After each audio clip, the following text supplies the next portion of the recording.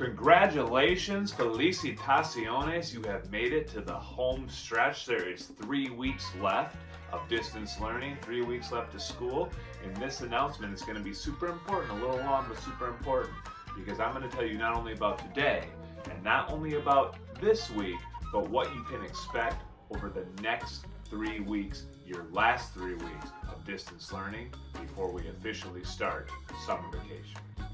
If you're paying attention, you have probably already seen the communication that due to the challenges of distance learning, the school has decided to adopt a pass, no grade system in place of the traditional letter grade. So instead of A, B, C, D, F, all students are currently under the pass, no grade system. 60% or better, you get a P. It doesn't matter if it's 100% or 60.1%. Less than 60%, you get a no grade instead of an F. Neither pass nor no grade count towards your GPA.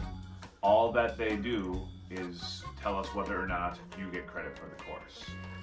And this is where you're at right now. If you'd like to change that, you have some action that you need to take. So if you have a good grade in this class, a grade that you want reflected on your GPA, what you need to do is you need to send me an email. And in that email, you need to say, Bagaman, I want to opt in for the letter grade in your class. I will mark it down in my files, and I will know that come the end of the semester, you want the letter grade that you've earned as opposed to simply the P, the pass, that will not be reflected on your GPA. You can take that action today, right now. If you know I've got a grade that is good and it's not going to get worse, you can send me that email and I will mark you down as opted in. You can wait and see. Maybe you want to wait and see how these next 3 weeks go for you. And on the last day of school, you want to send me an email that says, Bagaman, the last 3 weeks went good. I decided to opt in. You can do that. You can opt in today and opt out tomorrow and opt back in on Wednesday. But the key takeaway here, guys, is to do any of these things, you need to take some action. Because if you don't take action, and maybe you don't want to take action, and if you don't, you will receive either the pass for a passing grade or a no grade for a grade that is not passing. Some literal bookkeeping. If I have your name down in my record as somebody who currently has a U.S. history textbook, you need to get that thing back to me. And you got to the last week of school to do it, but maybe you want to get ahead of the game. If you're one of the people in my records, you should have gotten an email yesterday that says something like this: find your textbook, bring your textbook to door 1 of the high school, take a selfie with your textbook at the high school so I know you were there dropping the book off, leave the book with the nice people inside of door 1, and send me that selfie in an email. Once you've done that, I will check you off your list, and you should not be getting any notices that you're going to get fined if you don't turn your book in. I'm here so I won't get fined. So again, you don't need your textbook anymore. You can do that today. You can wait till the last week of school when they do materials collections, but you don't have to. If that's something you just want to check off your list, you can go hop in your car right now with your textbook and do it. But please, wear your COVID-19 face mask.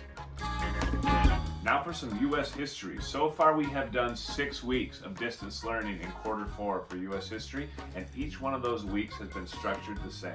There's been some daily work, Monday through Thursday, sometimes Monday through Friday, and then on Friday, the summative assessment is due. There's been essays, there's been timelines, there's been speeches, but those summative assessments have always been a little bit bigger, a little more challenging, and have counted more towards your grade. Summative assessments are worth 80% of your grade. The daily work, the formative assessments, are only worth 20% of your grade. The next 3 weeks are going to be a little different, because over the next 3 weeks, you are not going to have a summative assessment at the end of every week. I am combining these last 3 weeks into one unit with one summative assessment. So we are scaling back the workload here a little bit. What the next 3 weeks will look like is this week, you will have a daily assignment every day, just like you had in past weeks, but there will be no end of the week summative assessment. The next week, a 4-day week, because Memorial Day Monday, will be the same. There will be 4 days, each with a daily assignment, but no summative assessment. And then on the last week of school, that first week in June, you will get your final summative assessment, which will be kind of sort of cumulative in nature, but not in a way that you should feel stressed or worried. It's going to be a final summative assessment that will be very doable, that will involve the 2 weeks ahead of us right now, as well as stuff that we've done in the past, both during distance learning and before. So I'll tell you more about that summative assessment on the last week of school, but just know over the next 2 weeks, there will be no big summative assessment pieces that you'll need to complete over those weeks. Which means, guys, for those of you who are caught up, you get a little bit of a break here. Your workload in this class will be reduced over the next 2 weeks. For those of you who are not caught up, what a perfect opportunity to go back and make up whatever it is you're missing, because your workload in this class will be slightly reduced. This last unit of U.S. history, the next 3 weeks, are going to be a bit of a hodgepodge. We took a bunch of benchmarks and kind of combined them together in a unit that we're just kind of going to call Modern U.S. History, La Historia Moderna Estadounidense. So over the next 3 weeks, we'll be studying some important things that have happened in like the last 40 years. Things like immigration, la inmigración, things like globalization, la globalización, things like technology, la tecnología. But we are going to start by spending our first 3 days on political ideology, la ideología política. So when you hear the term political ideology, my guess is that a lot of you immediately start thinking about political parties, los partidos políticos, los republicanos y los demócratas, Republicans and Democrats. And you're not wrong to think about that. Those are the two dominant parties in the United States of America, and they definitely have two ideologies that are different from one another that guide each of those parties' thinking. However, when we talk about political ideology, Republican and Democratic aren't usually the terms that we use. For example, the Republican Party isn't any more about establishing a republic in the United States of America than the Democratic Party is about establishing a democracy in the United States of America. The United States of America is a democratic republic, and both the Republican Party and the Democratic Party like it that way. They are both parties that are for a democratic republic. So those terms don't have a whole lot of meaning when we talk about what these parties believe. When we talk about the ideologies, las ideologías de estos partidos políticos, the terms that more reflect the beliefs that actually guide these parties' thinking are liberal and conservative, liberal y conservador. These terms do share a pretty strong connection with political party affiliation. So for example, most people who are conservative tend to vote Republican, and most people who are liberal tend to vote Democratic. However, there are conservative Democrats, people who usually vote Democratic in elections but don't tend to be as liberal as the left wing of the Democratic Party. Likewise, there are liberal Republicans, people who vote Republican in general elections but aren't as conservative as their Republican counterparts. Yeah, well, that's just like your opinion, man. And so liberal and conservative are not like two groups, but more like two opposite sides of a spectrum. And you can fall anywhere on that spectrum, from left, extremely liberal, to right, extremely conservative.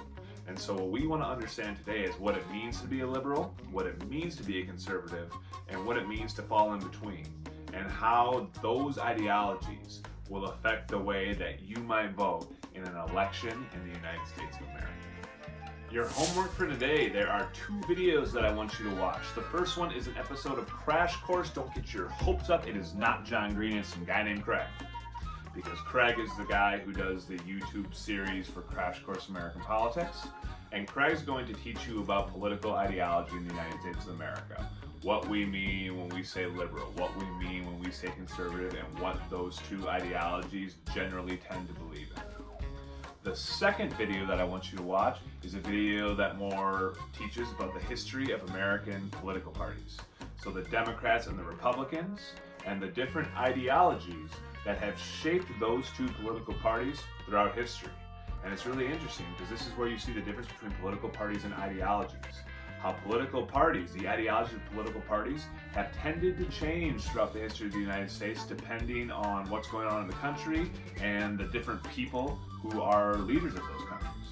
So that will give you a background on the connection between ideology and political parties, and will set you up nicely for what we're going to do the next 2 days, which is look at some specific politicians in recent U.S. history who have really helped to shape the ideology of their particular political parties. Hasta mañana.